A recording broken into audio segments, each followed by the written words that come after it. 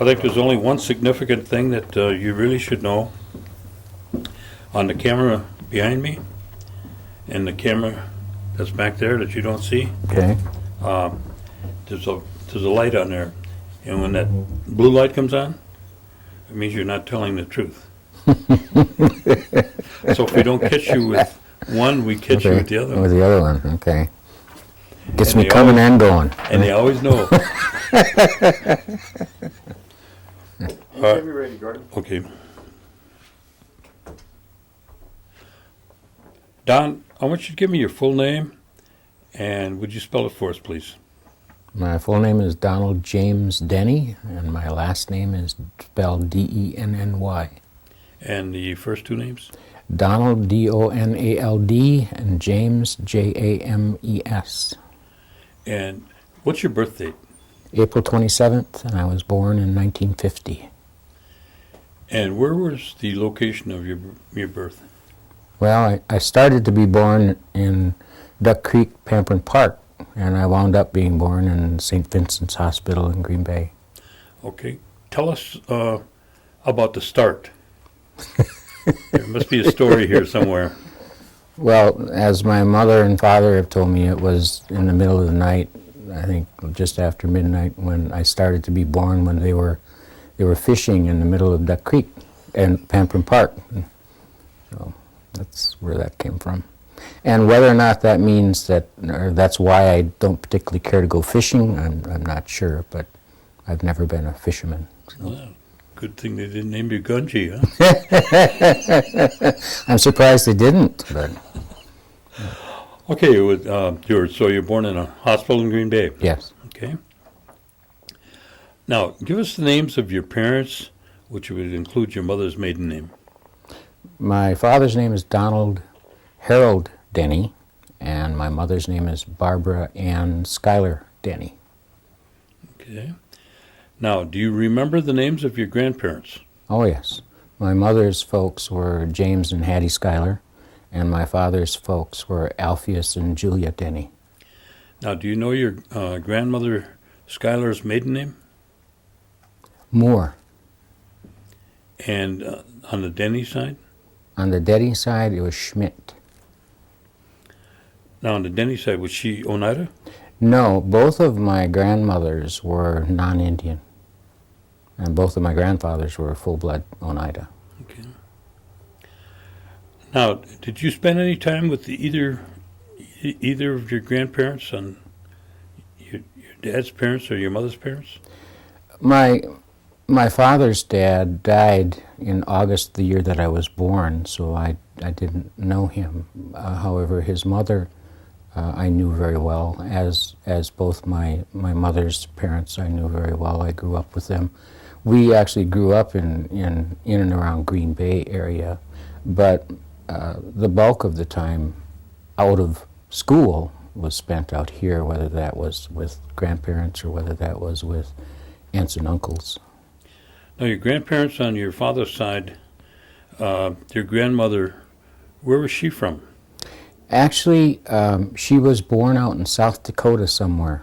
Now, exactly where that is, we're not sure. However, that's I understand where she was born, and how my grandfather came to know her was through the Flandreau Indian School in South Dakota, and that's how they got together, and they gradually moved back here. Yes. And where did they live in Green Bay? My folks? Oh, Or your my grandparents. My grandparents? Yeah. They lived out here. Actually, they lived with my father's father, my grandfather, when they moved back here, and ultimately they split up. My grandparents split up, and my grandmother, Julia, lived in Green Bay, and Alpheus lived out here. And what did your grandmother do?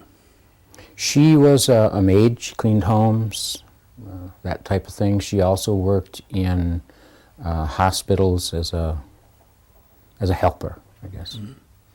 And do you remember what your grandfather's occupation was? He did whatever he could get paid for, but I knew he used to go back and forth to the apple and cherry orchards up in Sturgeon Bay a lot. He used to go work in the cranberry marshes out in towards Bowler and out northwest of here. Did he speak the United language? Yes, he did. He did. Mm-hmm. Do you remember any stories that they might have shared with you when you were with either one of them, that kind of stand out in your mind, or experiences? My folks and Grandma would talk a lot about how at that time you went to where you could make money, and so you were almost constantly going somewhere, but always coming back to Oneida. And again, with my grandfather, he logged, as did my father when he was younger, and worked the cranberry marshes, and then went up north when the cranberries were ripe, or the cherries were ripe, and apples were ripe, and that's where they would work. All right, let's talk about the grandparents on your mother's side. What comes to mind when you think about them? The fields, I guess. Yeah, always out in the fields and farming, and Grandpa's always up on the tractor. And I can still remember when I was little, when I got my first tractor ride with my grandfather, and that always stuck with me. But the farming side of what they did always comes first and foremost with Grandpa and Grandma. So. And what kind of work did your grandmother do? Was she a housewife, or she work out, or? Primarily a housewife. I know that she worked in town, again, cleaning homes for some of the non-Indian people, but in her later years, of course, it was primarily she worked at home, and she had many children, so that certainly took a lot of her time and effort. And your grandfather, did he speak Oneida? My grandfather, yes, he did, yes. I recall when I was little, a man named Foster, that's the only name I knew him by, but he lived across the street from Grandpa and Grandma, and whenever he would get together with those friends of his, like Foster, and there were a couple of other guys, I don't remember, there were some Parkers, Jordans, he would get together with them, and they would talk Indian. And I remember the laughter from all of those discussions that they had, but I of course didn't understand the Oneida language at that point. But okay, what about your dad? Did he ever talk to you about his education? oh yes, a couple of times. He doesn't like to talk a whole lot about his childhood or his growing up, but every once in a while something would come out. But yes, it's my understanding that he started in the 4th grade and went through the 8th grade, and that was the extent of his education. So it was basically 4 years, or 4 or 5 years. Did he give you an explanation why he went such a short time? Well, as we all are when we're younger, we tend to know what we want, and I think back then it was that way as well. But he just didn't like school. I see. And he grew up primarily with his grandfather, and he spoke Indian, and so I'm sure he was fairly wild out here, getting a lead of his own in doing what he did. So his grandfather didn't make him go to school. And what kind of occupation was your father's in? Well, he started shortly after service with, I'm not sure what the mill was called at that time, a paper mill, but it ultimately became Charmin, which is, I think it's called Procter & Gamble. But he worked for Charmin since the early 50s until he retired in 1987 or 88. Now, what was some of your dad's hobbies or things he liked to do outside of work? I know he worked a lot. He loves to work on cars, and ultimately through the years he became, of course, best friends with a man who's passed on now, and he and Leslie Danforth used to do a lot of projects, whether that was building a house or an addition onto a house, or painting, or digging a basement, or putting in plumbing. Those were all things that he came to enjoy, and I've, as a result of seeing that and growing up with that, of course, I kind of pulled on the same traits, and most of those types of things I do myself as well. So, but yeah, he enjoyed working with his hands, and he still does. Was your father involved in any of the tribal programs or governmental operations? He recalls the CC camps of the mid-late 30s and 40s, and he worked within those Conservation Corps camps when he was younger and growing up. That was a means of getting fed back then. Now, you say he was in the service. Yes, he was. Is he during the time of the Second World War? No, he tried to enlist, I believe, in about 1943, which would have made him, he was born in 1929, so that would have made him 10, 11, 12, 13 years old, 13, 14 years old. And of course, they didn't take him. And he ultimately, though, did go in late 1945. And I think he was in for 3 years at that point. And did he ever tell you about his experience in the military, the good, bad, or otherwise? Very little, but from the discussions we had about it, and he wouldn't talk about it if there were other people there, but he has talked about it with just he and I talking about it. And what he did basically at the end of the war was go to the Philippines and go to Japan and clean up the mess. And I just can't imagine after that war being a part of the cleanup crew. And he didn't say a whole lot about exactly what he had to do or all the things he did, but that couldn't have been easy for a 17-year-old man. Yeah, it had to be quite a tragedy over there with all those 17-year-old boy. deaths, Yes, yes. So beyond that, he does not talk about those times. What does he do in his retirement age now? Primarily, is travel or He fields or up until this year, he and my mother would go down to La Feria, Texas. They purchased some property down there 20 plus years ago, and so they enjoyed going down to Texas from approximately October through early April.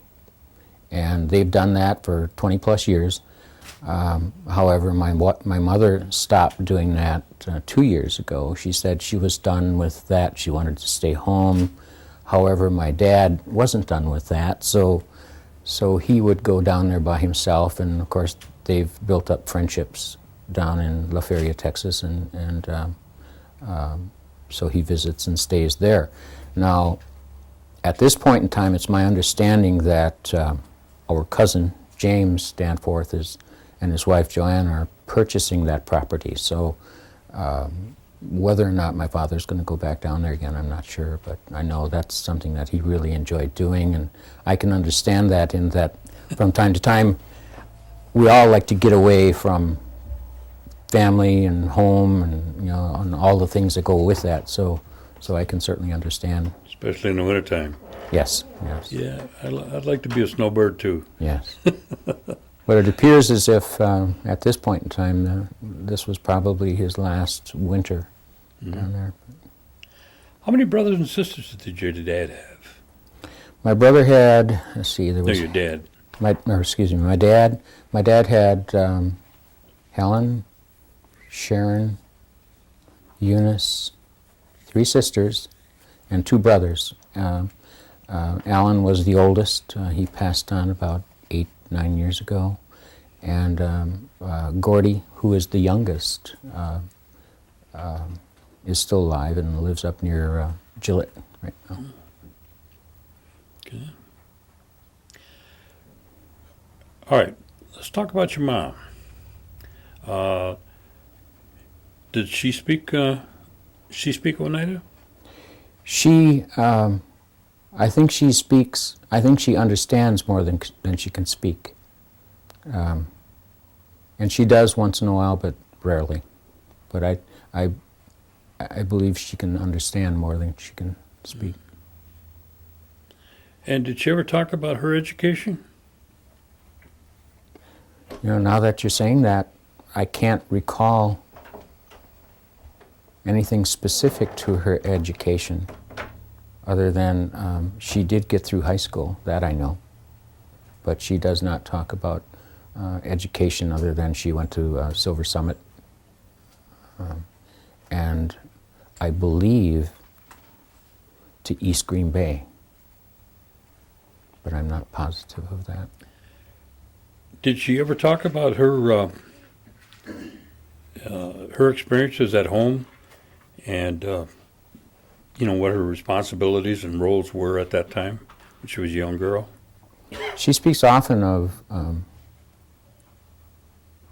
Pearl did this, Cleo did that, you know, Eva did this, and I did that. You know, they all had their roles that Grandma would always make sure that they did this. And each one of them had their own little pieces. And some of my mother's was to bake, to cook.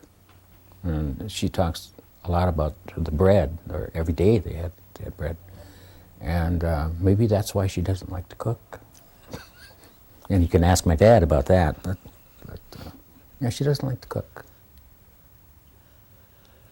What did she, what kind of work did she go into? Was she strictly a housewife, or did she go out of the home? Initially, she was, of course, taking care of us kids, and she also, as a lot of the Schuyler girls did, they cleaned homes in Green Bay, and she did that for 2 or 3 families for a number of years, and then after we, the children, left home, she got more involved with the library, and she was involved with the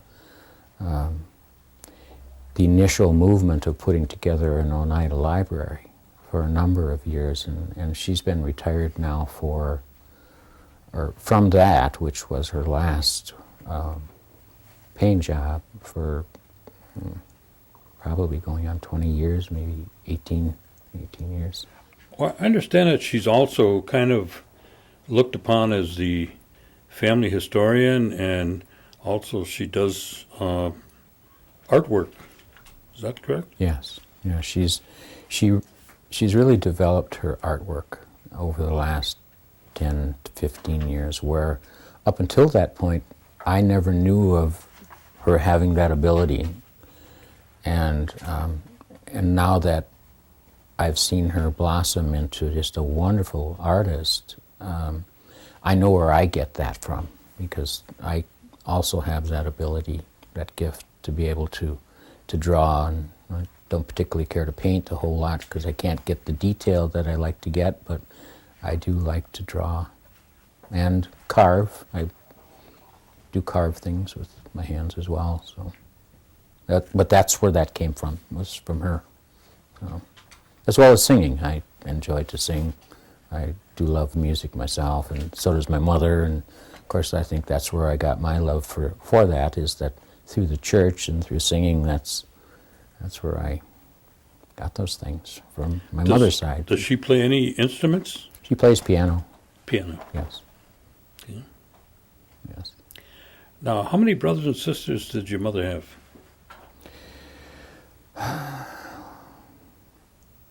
Many. Should I get a pencil and paper?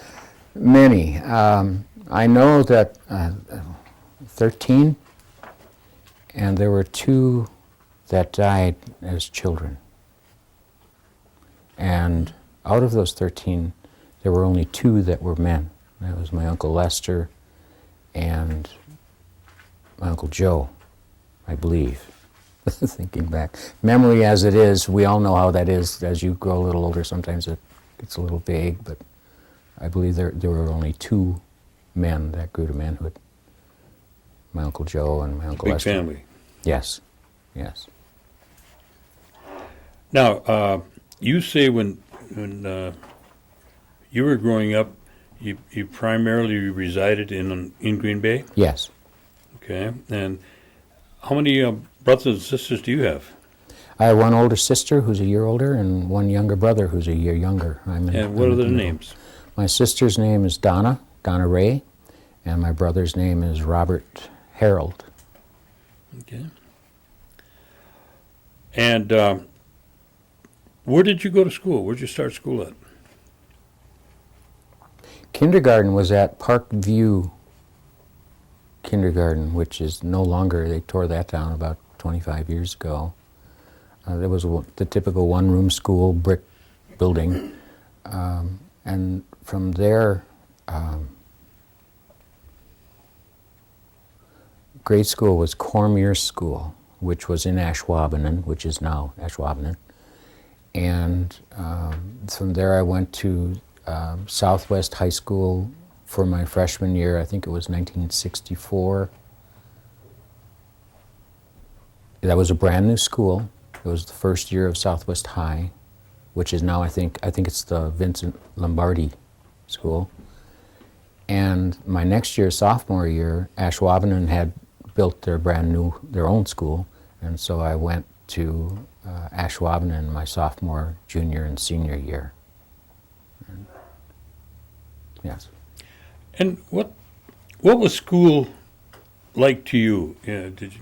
Were you good, bad, or did you like school, or?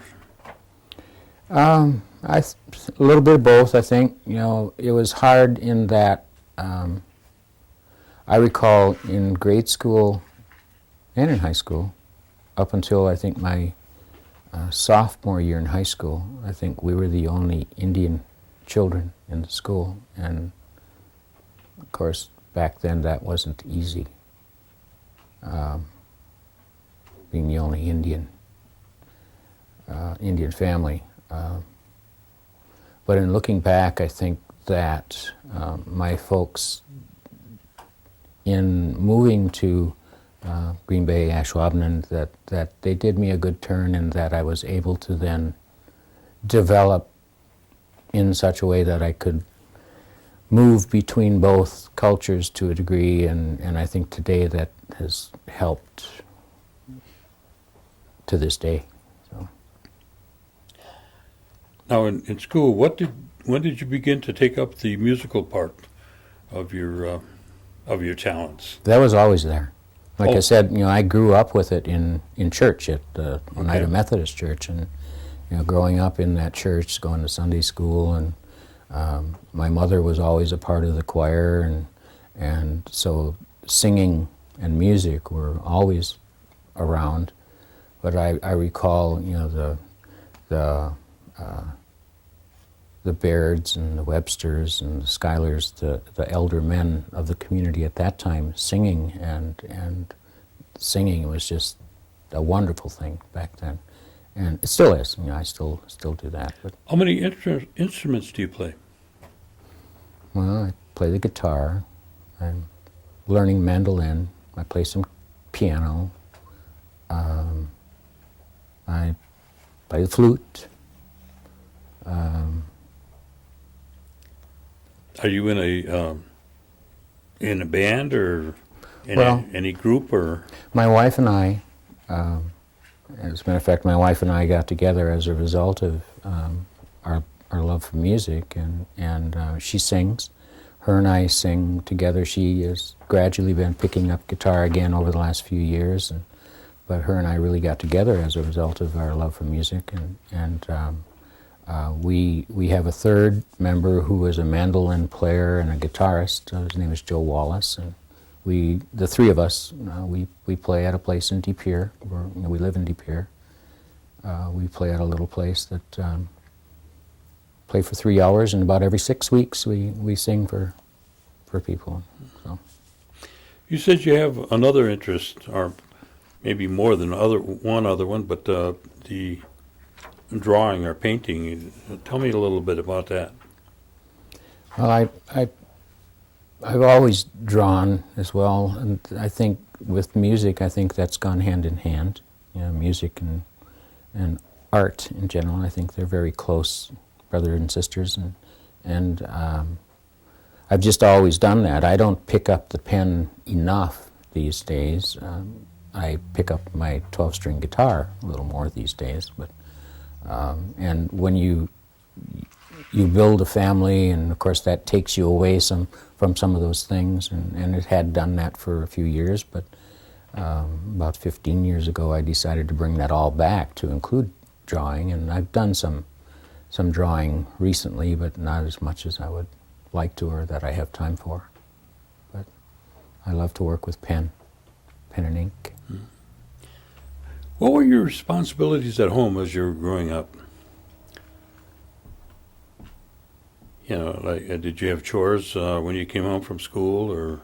Didn't have chores so much at home, you know, but we had chores when we came out to Grandpa and Grandma's, or to even Leslie's, and my aunt and uncles, and we helped in the gardens and out in the fields, and whether that be baling hay with Grandpa, or whether that be going next door with the Jordans, or going over to Grandpa or Grandma's mother and dad's, the Moores. You know, they had a large farm as well. We used to do those kinds of things, but whenever we came out here, that's what we did. What about your teenage years? Were you involved in any extracurricular activities at school besides the music? Or were you involved with the music at school? I was involved with the music at school through the band program and the choral program, of course, but February 9th of 1964, when the Beatles were on Ed Sullivan, that really kind of opened a whole new door for me at that point, and from that point my love became music, and from that point I was in rock and roll bands until Uncle Sam got a hold of me. And what did you do in the summertime? Did you go your jobs around the house that you were able to work at, or did you come out and to Oneida and work in the fields and things like that? Many times we would come here for weeks and stay at Grandma's or stay at Eva's, and that's what we did through the summer, was to help in the gardens. And I remember there were a couple summers where we followed my grandfather's path up to Door County, and we'd stay for 2 and 3 weeks at some of the cherry picking farms up there, and we'd work up there for 2 cents a bucket or whatever it was back then. But now you say it was an experience to be one or two of the only Indians in school. When do you feel that you became aware that you were an Indian? Or did it was just there all the time, or is there a time when you just became aware of that? And it was always there, because we went to an Indian church. We always came out to Oneida, and of course the environment again at that time outside of Oneida is that the Indians ought to go back to Oneida where you belong, and you always kind of heard that from people, whether it was the next door neighbor or whether it was some of your teachers in school. And of course we always did go back to Oneida, and at times too, or during summertime, we would go out to South Dakota, and certainly even today South Dakota is classified as Indian country, so and I still do that today, where I go out there and dance every summer to some powwows, and so yeah, being Indian has always been there. As a matter of fact, I remember now there was one time when, even playing as a child, you were always the Indian when you were playing as a child, and I remember my folks had for Christmas bought me these little plastic figurines of cowboys and Indians. Well, my dad and Leslie and some other people who helped build our house in Ashwaubenon, I remember the following year, it would have to have been in 1957 because we moved there in 56. The following year I was up in our bedroom upstairs, and there was a dresser right by the window. And the window, of course, had curtains. Well, I had these little plastic cowboys and Indians that I was playing with, and somehow I found some matches. So I was burning the little cowboys up. I was lighting all the little cowboys on fire. And this was during a Packer game, because I remember everybody was down in the living room watching the Packer game. And all of a sudden, of course, the curtains caught fire, and of course, right away, I'm running down, hollering down the steps, and up comes Dad, of course, and Mom, and they put out the fire, and of course, Dad takes his belt off and leads me by the ear down into the basement. But, yeah, that was just a memory. And you burnt up all the cowboys, huh? I burnt up all the cowboys. Well, that's where Roy Rogers and Tom Mix and Hopalong Cassidy went, huh? Sure. Yeah. That's why they're not around anymore. Sure. That's a cute story. Oh. Yeah. When you, what year did you move out to Oneida from Green Bay, or were you still living at home yet when your folks moved? Still living at home yet when my folks moved. Mm-hmm. But what time? How old were you then? Well, actually, they moved back out here in 1970 when I got drafted. Is that the time you're Yeah, when they moved over on. Yeah. Yeah. They bought that house in 1961, and depending upon if it was rented out, like in the summer, I remember a couple of times living here for the summer, and then going back. As a matter of fact, I think your sister lived there at one time, Tiny, didn't she? Seems to me. I don't remember. Seems to me she lived there at one time, back in that time. Yeah. But we'd come out here, if it was vacant, then we would come out here and stay for the summer. But they did not permanently move back to that place in Oneida until after I went in service. And I went in service in early, I think, March of 1970. And when? 1970. 1970. Mm-hmm. And they never told me, or at least I don't remember them ever telling me that they moved. So that when I came back, and I didn't come back until after my 2 years was done, because I wasn't sure if I'd go back. So I didn't take a leave at after 8 weeks or after 12 weeks, and then ultimately I went overseas. But I did not come back home because I just didn't want to risk not going back. And you wonder why they moved and didn't tell you, huh? Yeah.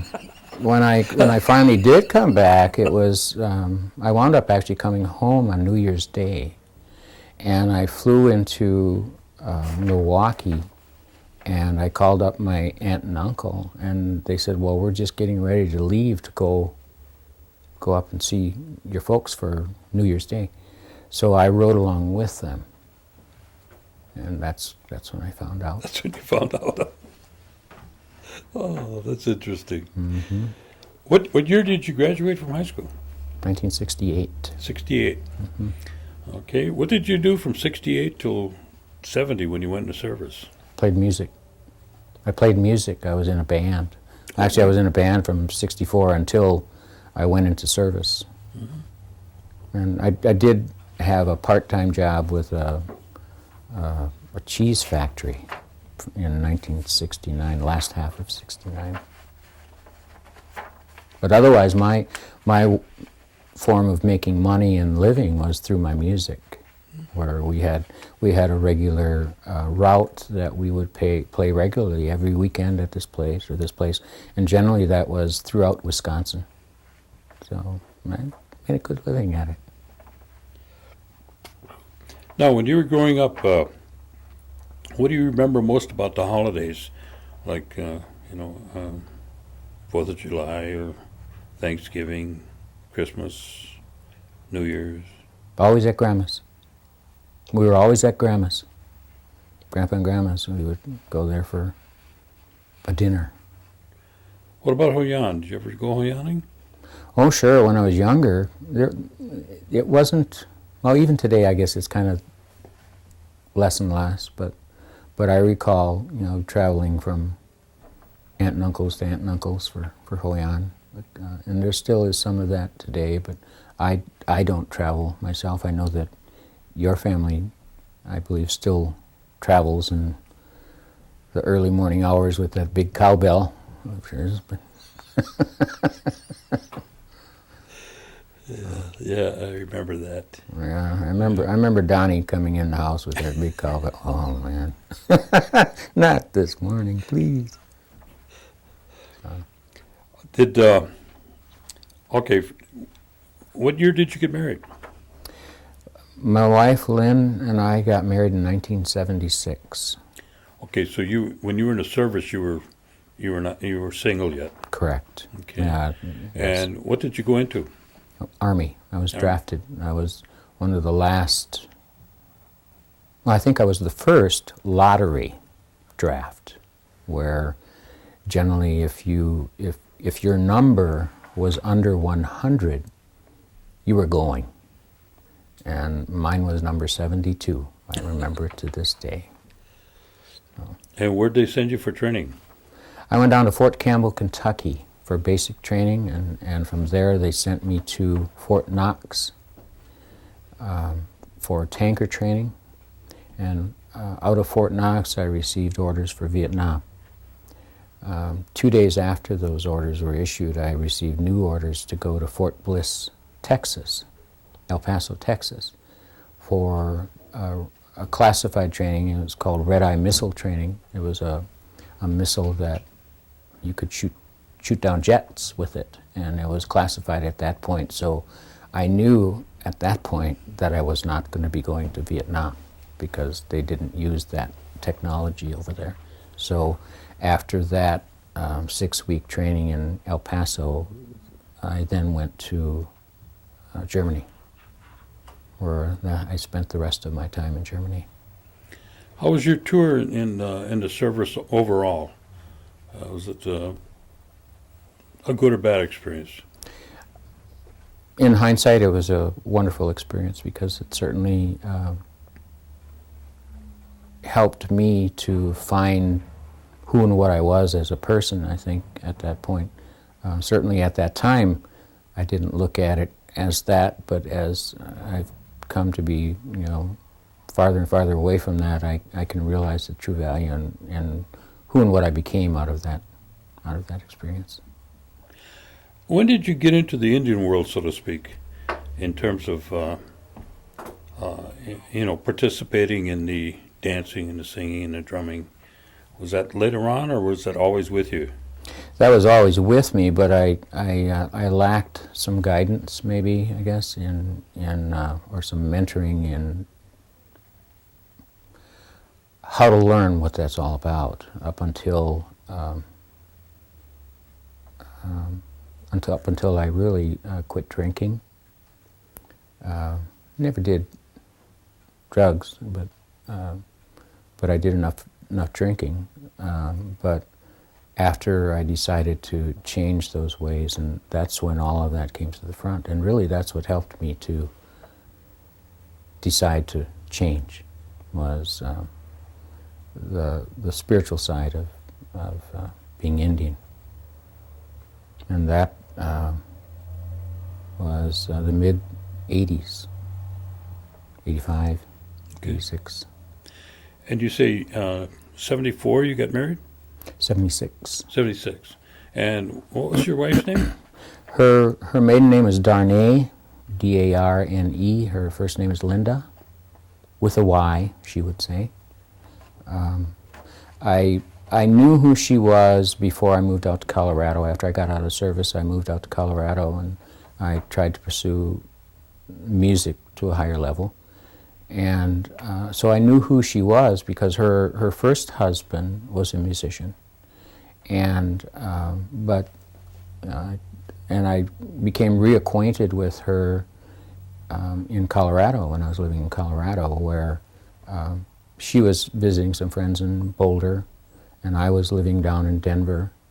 And her Volkswagen sucked a valve. And there were a lot of Wisconsin transients who had moved to Colorado, a lot of musician transients that moved to Colorado because that's where music was at that time. And so my friends up in Boulder said, well, Don's the Volkswagen mechanic, so why don't you give Don a call and I'm sure he'll help you out. And as it turned out, we were able to get her car down to my garage down in Denver, and over the next 2 weeks I and her rebuilt her Volkswagen engine so she could get back home to Wisconsin. And over the next year, the relationship developed more and more to where ultimately I moved back here. So it was a labor of love, huh? Yes, that was.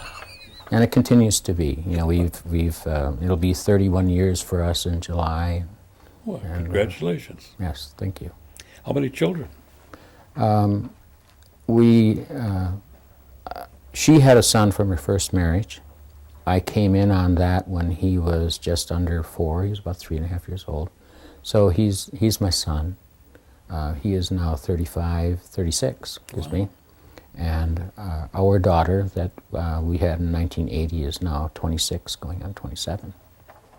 And what's her name? Her name is Eden Renee. Okay. And she's a musician as well, so she's She's what? a musician as is that well. right? As a matter of fact, she went to, for 5 years, she went to Boston, to Berklee College of Music, and she graduated there 2 years ago.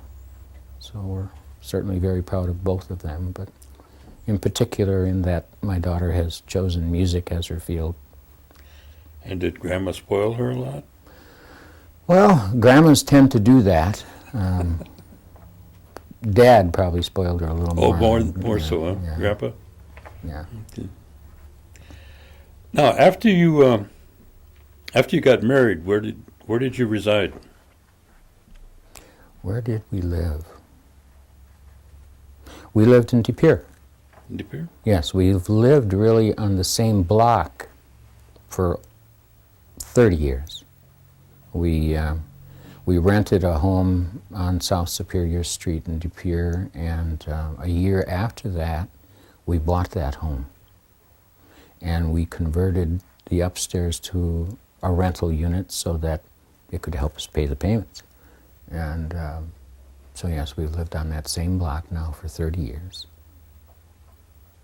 Now, during that time, what was your type of employment? At that time it was music still, and in trying to find other work, I did go to work with Sherwin-Williams in Appleton as a retail sales manager. And I was with them for a couple of years, and then I became a branch manager for a store, Esser Paint in Green Bay. And they closed that store, and of course I lost my job with them. And then I went into construction and worked construction for a couple of years.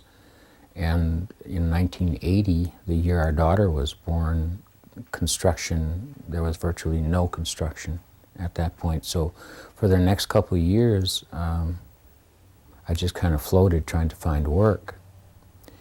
And in late 1981, the tribe had a job posting in the paper for a gas attendant for what would ultimately become the first one stop. And so I applied for that position, and I got that position. And in March of 1982 is when I started working for the One Stop. And I think actually the store had been open for a couple months at that point under the Oneida Tribe, because they had just recently purchased the property. But in 1982, March, I started with the Oneida One Stop pumping gas. So that's what, 82, 92? 25 years ago. 25 years ago. 25 years ago Well, you've this seen a month. lot of changes from the time that you started up to the present day. Yes, yes.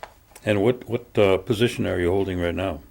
Currently, I'm the category manager for Oneida Retail Enterprises. Oneida Retail Enterprises currently has 8 locations that we manage. And how many employees? Right now, there's roughly 88 employees. For And how many when you started? How many when we started? There were You were the first 3 of one? us. There were 3 of us. Sherman, well, 4 of us, excuse me. Sherman Thomas was the store manager.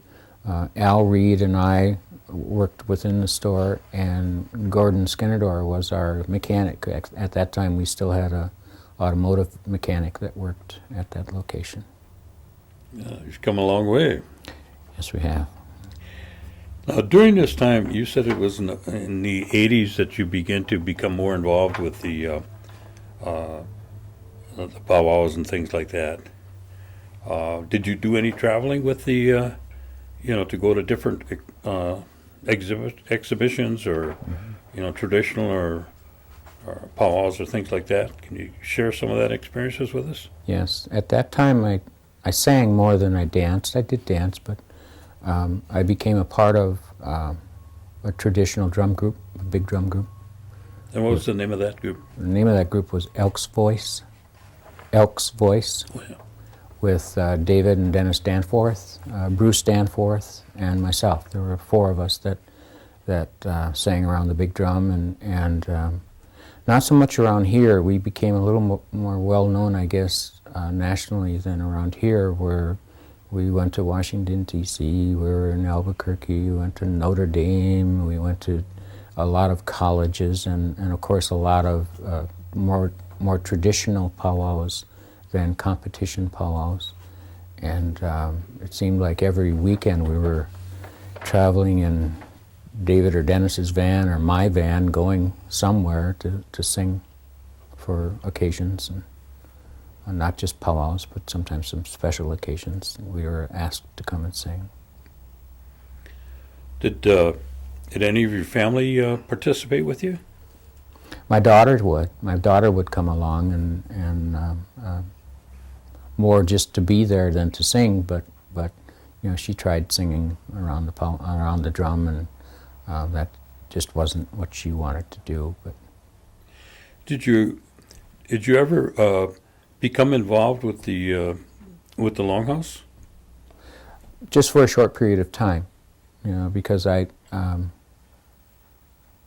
wasn't exactly what I was looking for. And even today, I still don't know exactly what I'm looking for when it comes to the spiritual side of my being Oneida.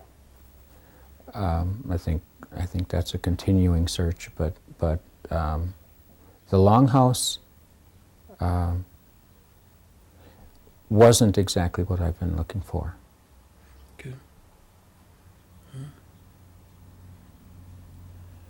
Now, how were the holidays? Are they comparable to what you experienced then and to what you've shared with your children nowadays, or have they moved in one direction or another? Are they pretty much the same? The family, it's my belief, and I know there are differing beliefs on this, but I think the family has, in some cases, lost its way for a lot of reasons. But we, within my folks and my wife and I and our children, we try to make sure that we get together like we were when we were kids with our families as much as possible. Certainly families they do go their own different directions, but as much as possible you try to at least keep that fundamental core of your children and your folks getting together on Christmas, Easter, Thanksgiving, birthdays, all those important things, or things that we consider to be important.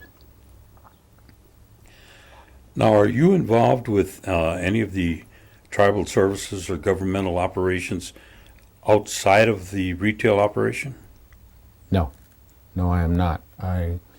At one time, I wanted to be, when it was easier, when the United Nations wasn't as large, the governmental side of, or the business side of Oneida, when it wasn't as large, I wanted to be. But it's become so large, not a whole lot different than the federal government or state government or local governments outside of Oneida. So it's real frustrating at times. So for me, it's overly frustrating, and I'm not a political person to begin with, so I've tended to gravitate away from that kind of involvement. Now, I've been asked from time to time to become a little more involved, and at some point maybe that will happen again. But at this point in my life, I've kind of tried to steer away from that. What's your opinion on the casino operation and its effects on the tribe? Pro or con? Or not at all? Certainly there are both pros and cons for that, but I think you have to look at what's happened to Oneida, and as you are, as I have been intimately involved in Oneida throughout our lives, we can see certainly there is more benefit to what gaming has brought to Oneida than there is negative. But certainly with all the money comes all those negatives that weren't here before. And as long as we can keep that in sight with the positives that are there, I think we're going to be okay. I myself, I don't participate in it. I don't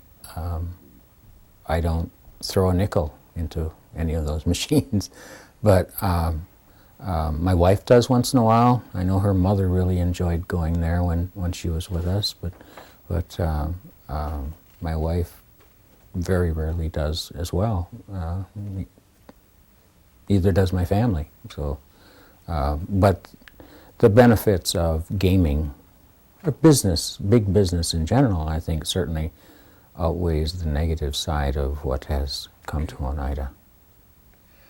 What about the per capita payment? What's your opinion on that? I don't need it, but certainly there are people out there that do. Now, whether or not $800, I'm sure there are mothers and fathers out there that look forward to that, and certainly it's a benefit to them, and that's a good thing. To me, I don't need that at this point in my life. Not that I've sent it back and say, do with it as you will with it, but I think to some people it's an important piece, and I think that's okay. To some people, then yes, that's an important piece for what they need. What are your projections in terms of the community in the direction it's going? Do you have any visions of what you see and what you would like to see? It's going in a direction, and you can see that, I think, based on your tenure. I mean, you've been here the biggest majority of your life working in the organization. So you can see the flow in the direction. Is there something or any kind of expectation you would like to see it go this way or that way, or it's not? Have you thought about it at all? I think that Oneida, as we do, we look back on 25 years. We've come a long, long ways. There has been so much positive change that I think our system of how we put people in the right positions, or what we think to be the right positions, I think that the system will manage that for us as long as we can stay aware, keep aware of where we need to go. Oneida certainly, I think, in looking at other nations out there, Oneida certainly is at the very top of the list when it comes to planning and to looking to our future and to try and guarantee that for our children's children's children to the 7th generation, there's going to be Oneida. And I think I would like to believe that we will continue on that road, and that only the sky's the limit for who and what we want to be as individuals and as a people. And I think that with the right people in the right positions, we'll get there. Okay. And what recommendations do you give to the youth? I know that question was on that paper, that you were going to ask me that, and I've thought about that, and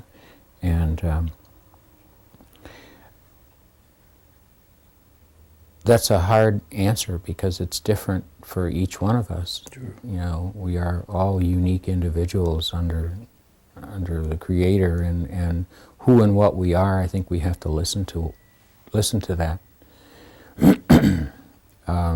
And we can only speak for ourselves, and I'm not going to speak for you, I'm not going to speak for anyone other than myself or even my wife or my children, and that we are unique individuals that have the ability to understand and to determine where we need to go.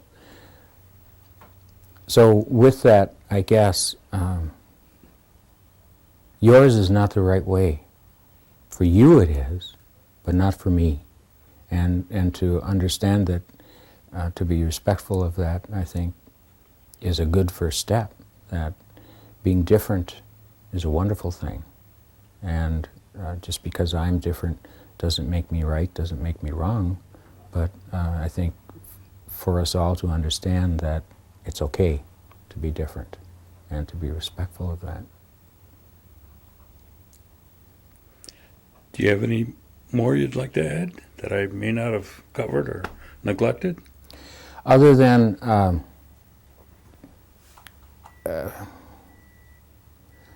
I don't consider myself an elder at this point in my life, so I do appreciate the opportunity to sit here and share some of what my life has been about. But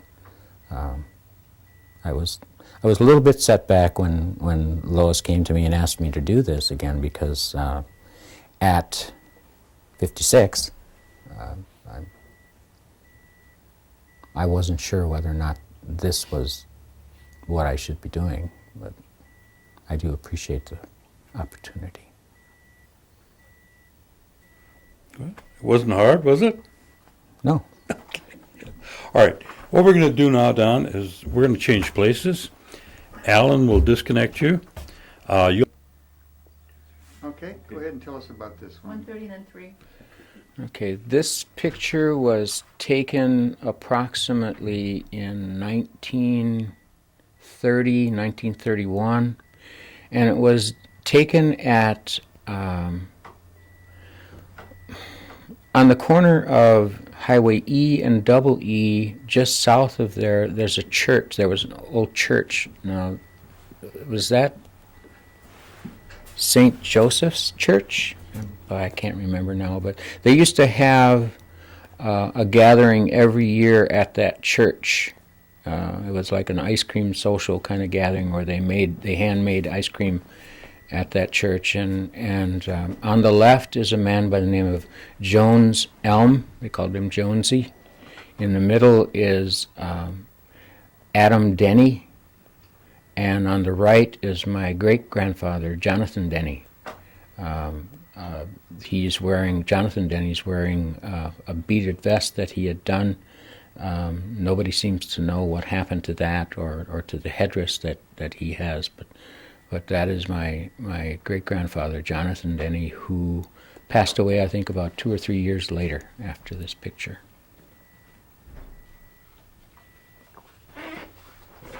Okay, tell us about this photo. This is a picture of my dad's father, my grandfather, Alpheus Denny. It was taken in approximately 1948, I believe. That was 2 years before he died in a car accident between Green Bay and Sturgeon Bay. He was coming back from picking cherries with a number of men, and he died in a car accident in 1950.